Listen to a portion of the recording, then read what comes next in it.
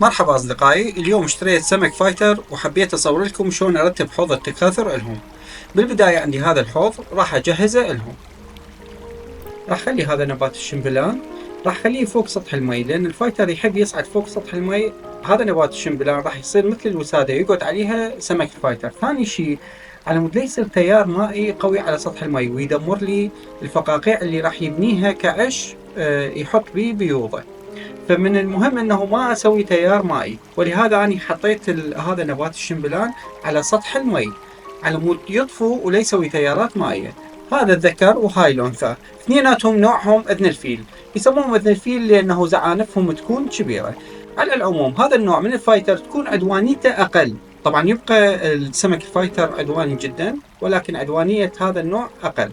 بالبداية أنا أخليهم بالمي يتجانس درجة حرارة المي ويا درجة حرارة الكيس، هاي جدا ضرورية عند لا تصير صدمة للأسماك وبعدين يعني يموتن، فلازم نحافظ على حياتهم بهالطريقة. بعدين أضيف مي للكيس من نفس مي الحوض، بهاي الطريقة أعبي المي للكيس.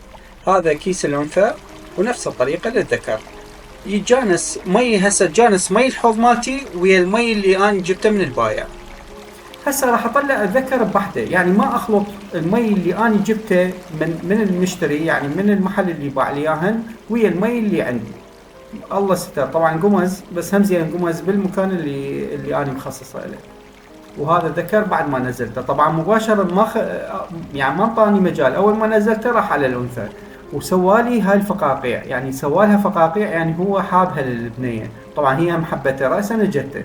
فهاي أول إشارة إيجابية أنا لقيتها، وهاي الفقاعة جدا مهمة تعرفون أنه ذكر متقبل الأنثى. طبعا الأنثى هم راح تسوي فقاقيع هسه تشوفوها بالفيديو. وهسه راح أطلع الأنثى بنفس الطريقة، يعني ما أخلط المي اللي جبته من البائع اللي باع لي هاي الأسماك ويا المي اللي عندي، يعني لا تنتقل أي أمراض، ولو هم إن شاء الله ماكو أمراض عندهم. بس اكتشفت أنه هاي الأنثى عينها اليسرى عمية. هاي تقدرون تعالجوها اذا عندكم مثل هاي الحالة، تخلون قطرة مال عين مال بشر عليها مرتين ثلاثة، اذا كانت بعدها بداياتها لا تشفى، ولكن اذا كانت عيونها صايرة بيضة بالكامل ف يعني ما تشوف بيها. على العموم هاي مو مشكلة، ما طلعتها عين واحدة كافية ان شاء الله. ومباشرة اول ما خليت الفلينة قامت هي تطلع فقاقيع، وهاي دلالة انه الانثى ايضا جاهزة ورأسا دخلت جوا الفلينة.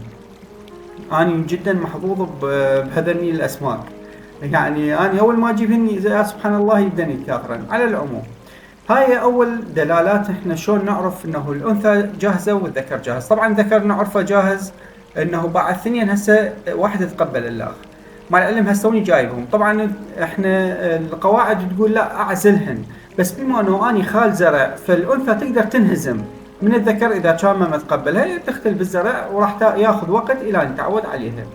بس اني من حسن حظي انه الثنين واحد تقبل الثاني باسرع وقت، ودا تشوفون شلون هو دا يطلع فقاقيع وهي همينه وجو يتجول فلينه. هسه اني انتظرهم يسوي الذكر شويه فقاقيع على مود يتزاوجون.